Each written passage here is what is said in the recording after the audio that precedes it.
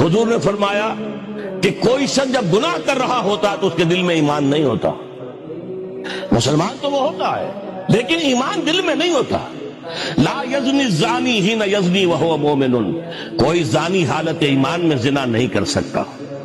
ولا یسرق السارق حین یسرق وہو مومن، کوئی چور حالت ایمان میں چوری نہیں کر سکتا. ولا یشرب الخمر حین یشرب وہو مومن، کوئی شرابی حالت ایمان میں شراب نہیں پیتا.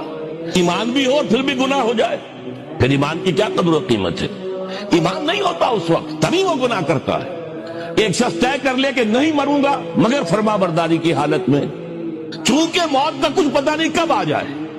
لہذا اس آیت پر عمل صرف اس وقت ممکن ہے جب کوئی لمحہ بھی معصیت میں نہ بسر ہو.